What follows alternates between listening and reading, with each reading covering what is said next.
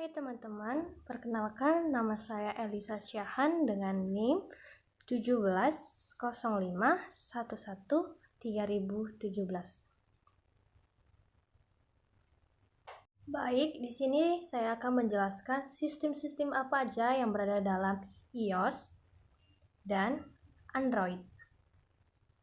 Sebelum saya menjelaskan apa saja sistem pada iOS dan Android, terlebih dulu kita cari tahu yuk apa sih pengertian dari iOS itu sendiri dan Android itu sendiri. Mari kita simak. Kita masuk pengertian dari iOS dan Android. iOS sendiri pengertiannya adalah operasi sistem yang dikembangkan oleh perangkat iPhone itu sendiri.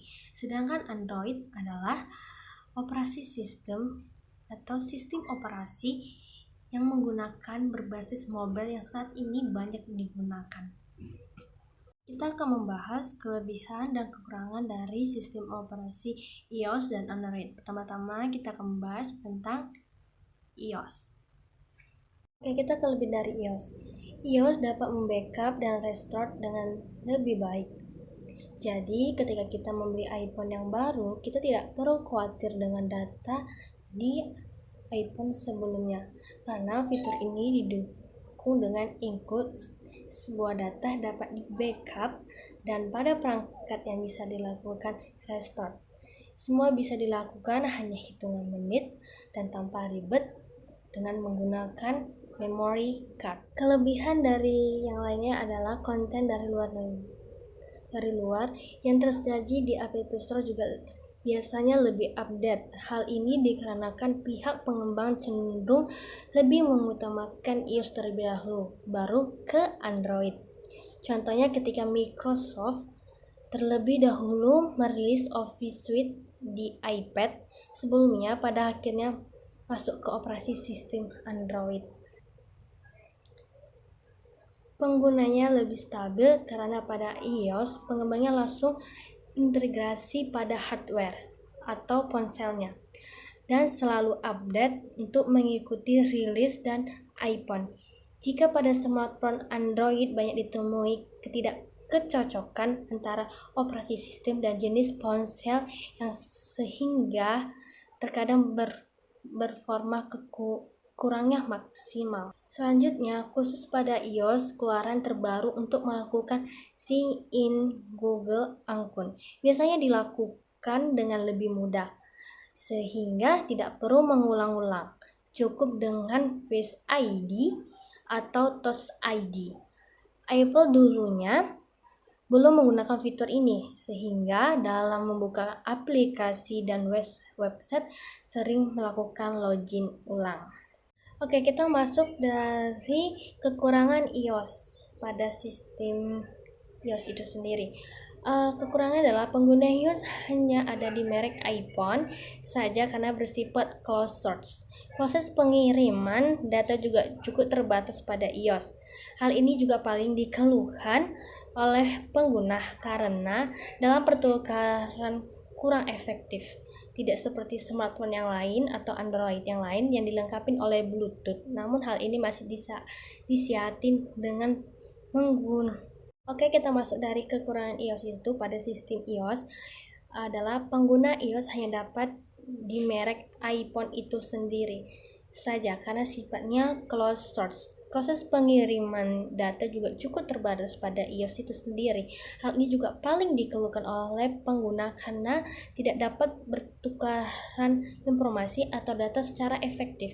Tidak seperti iPhone atau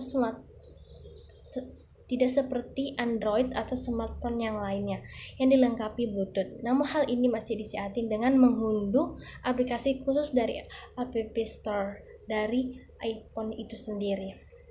Karena juga itu terdapat di aplikasi game dan App Store.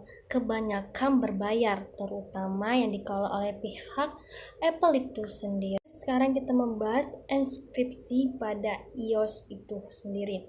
Sistem enskripsi ini didasarkan dari beberapa one device, backup, dan subsistem terkait sistem file enskripsi.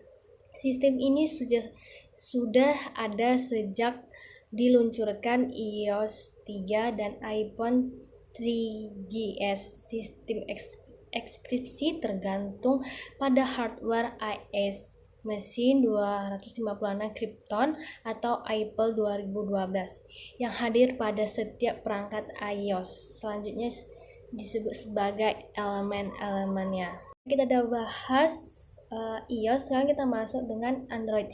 Sebelum kita masuk dari sistem-sistem apa saja sih yang ada dalam Android itu dan apa sih kelebihan dan kekurangannya. Yang pertama adalah pengertian dulu ya. Pengertiannya adalah salah satu sistem operasi atau operasi sistem yang berbasis mobile yang banyak sekali digunakan saat ini oleh masyarakat.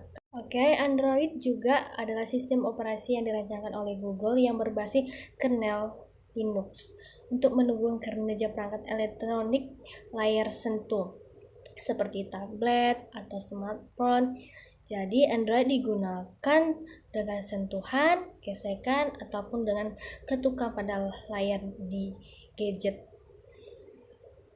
Kalau tadi iOS bersifat closed source, lain dengan Android. Android itu bersifat open source atau bebas digunakan, dimodifikasi, dan distribusikan oleh pembuat atau pengembang perangkat lunak.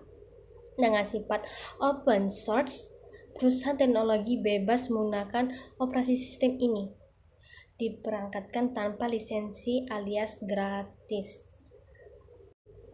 Begitu dengan para pembuat aplikasinya, mereka bebas membuat aplikasi dengan kode-kode sumber yang dikeluarkan Google.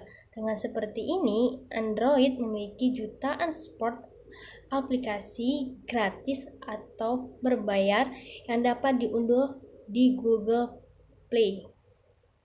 Kita masuk dari kelebihan dari Android itu. Yang pertama adalah kelebihan merupakan sistem operasi open source. Siapa saja yang menggunakan secara gratis, para developer atau pengembang dimudahkan untuk mengoptimalkan dengan mengembangkan OS ini untuk smartphone yang lainnya. Dan yang kedua adalah harganya beragam. Adanya berbilang cukup terjangkau dan ada pula yang memiliki harga yang tinggi, sehingga smartphone dan Android bisa menjangkau semua kalangan. Namun semakin tinggi harga, semakin mampulah pula spesifikasinya. Oke. Yang ketiga adalah memiliki banyak dukungan aplikasi. Hal ini juga tidak lepas dari sifat Android yang merupakan sistem open source yang mengembangkan pun diizinkan untuk mengembangkan aplikasi berbasis source dari kode Android. Selanjutnya adalah mudah dimodifikasi.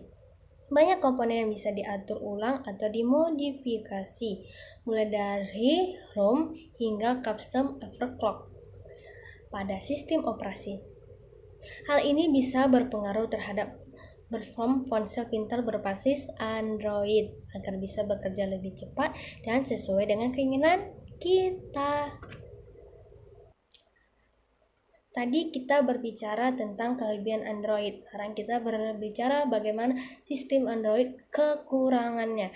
Yang pertama adalah kerja sistem cukup berat. Hal ini menyebabkan banyak memori yang dibutuhkan, baik RAM atau maupun ROM. Bagi smartphone yang memiliki RAM dan ROM berkapasitas kecil, tentu akan menghambat performanya atau kinerja dari smartphone itu sendiri. Yang kedua adalah hasil modifikasi sering menyebabkan sistem bekerja tidak stabil dan kurang optimal. Ada kalanya hasil modifikasi mengakibatkan operasi sistem menjadi sedikit lelet dan kurang responsif. Nantinya lebih mempengaruhi pada hardware sehingga menjadi cepat panas dan kapasitas memori lebih mudah bocor. Selanjutnya adalah kurangnya responsif. Jika dibandingkan dengan spesifikasi hardware yang tidak baik, hal tersebut berkaitan dengan kapasitas RAM, ROM, dan kecepatan prosesor yang digunakan pada smartphone. Baik, selanjutnya saya akan menjelaskan versi Android dari awal pembuatan hingga sekarang. Versi pertamanya itu Astro 1.0.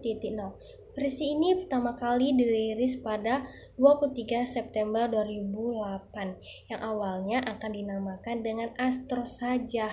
Namun karena alasan hak ciptanya trademark, nama ini tidak disematkan pada versi pertama ini. Versi Astro 1.0 pertama kali digunakan oleh smartphone HTC Dream. Dan yang kedua adalah Blender 1.1. Blender 1.1 dirilis pada tanggal 19 Februari 2009. Lagi-lagi versi ini operasi sistemnya mengalami penamaan yang berupa dengan versi sebelumnya. Awalnya versi ini diberi nama Blender dan dirilis perangkat T-Mobile G1 saja. Selanjutnya yang ketiga adalah CubeCake 1.5. CubeCake 1.5 dirilis pada tanggal 30 April 2009. Dimulai dari versi ini, penamaan menggunakan nama makanan pencuci mulut karena merupakan versi ketiga. Makanan penamaan dimulai dari huruf C dan CubeCake menjadi nama resminya. Selanjutnya yang keempat adalah Donut 1.6. Versi yang dirilis pada 15 September 2019 ini memiliki peningkatan pada fitur pencarian dan UI yang lebih user-friendly. Donut 1.6 sudah mendukung teknologi CMDA, FVDO, dan lain-lainnya seperti VPN. Selanjutnya adalah yang kelima, Enclair 2.0,2.1. Enclair dirilis pada 3 Desember 2009 dan untuk pertama kalinya membawa fitur baru yaitu Google Maps. Dapat membantu pengguna dalam kepergian. Froi 2.2. Froi atau disingkat dengan dari Frozen Yogurt merupakan versi Android yang dirilis pada 20 Mei 2019. Selanjutnya adalah Gingerbread 2.3. Versi ini dirilis pada tanggal 6 Desember 2010 dan terdapat perubahan dalam peningkatan kemampuan gaming, peningkatan fungsi copy paste, user interface yang didukung format video PBN8 dan WebM, hingga didukung fitur-fitur yang lainnya. Dan yang ke-8 adalah Honeycomb 3.0. Versi ini merupakan operasi sistem yang didesain khusus untuk mengoptimalkan pengguna pada tablet PC. Versi Honeycomb ini juga mendukung multiprosesor dan akselerasi hardware untuk grafis. Selanjutnya adalah es krim sandwich. Es krim sandwich 4.0 diluncurkan pada tanggal 19 Oktober 2011 dan membawa fitur Honeycomb ini untuk smartphone dengan membawa fitur browse seperti membuka kunci dengan menggunakan wajah, perangkat tampan fotografi, hingga berbagai informasi menggunakan NFC. Selanjutnya adalah yang ke-10 adalah Jelly Bean dengan versi 4.1, versi 4.2, dan versi 4.3. Di tahun 2012, menggunakan versi Jelly Bean melayout versi Jelly Bean, Google memulai penerapan teknologi asisten digital Google Now yang diakses langsung dari home screen. Selanjutnya adalah KitKat versi 4.4 yang diluncurkan pada 3 September 2013. Versi ini sebelumnya bernama Cake Limit. Ini membawa peningkatan cukup signifikan karena Google lebih fokus meningkatkan user experience. Selanjutnya ada Lollipop 5.0. Versi ini diluncurkan pada 12 November 2014. Ini tersedia secara resmi melalui Over the Air atau OTA.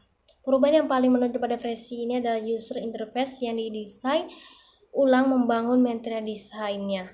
Selanjutnya adalah Marshmallow 6.0. Sistem operasi membawa banyak fitur canggih mulai dari doses untuk menghemat baterai, dukungan USB atau tipe C, percobaan multi-window, sensor sidik jari untuk membuka kunci layar hingga pengguna bisa memakai dua aplikasi berbeda dalam satu layar. Selanjutnya adalah ada versi Nougat, versinya 7.0. Versi ini merupakan salah satu update terbesar dalam sistem operasi Android. Nougat merupakan pengembangan dari Marshmallow yang meningkat performa dan interface yang lebih intuitif. Selanjutnya yang terakhir adalah Oreo versi 8.0. Oreo versi 8.0 ini dirilis pada 2017 dengan penambahan lebih banyak fitur multitasking dan perombakan bagian notifikasi. Pengguna bisa mengatur mana saja notifikasi yang ditampilkan. Baik, selanjutnya kita akan membahas bahasa pemrograman apa saja yang bisa digunakan pada Android. Yang pertama adalah pembahasan pemrograman Java. Yang kedua adalah bahasa pemrograman C++. Dan yang ketiga adalah bahasa pemrograman Kotlin. Dan yang keempat adalah bahasa pemrograman Dart. Bahasa pemrograman C#.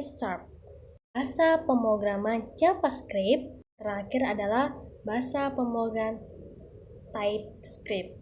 Kesimpulan dari perbedaan dari iOS dan Android adalah kalau pada iOS itu bersifat closed source, yang artinya hanya perangkat iPhone atau Apple yang bisa mempengaruhi atau yang bisa memperbaharui perangkat-perangkat atau sistem pada iOS itu sendiri. Sedangkan pada Android itu bersifat open source, yang artinya semua bisa memodifikasi, orang bisa mengaksesnya dan menggantinya secara bebas. Itulah perbedaan dari iOS dan Android. Yang penjelasan saya tentang iOS dan Android. Semoga bermanfaat.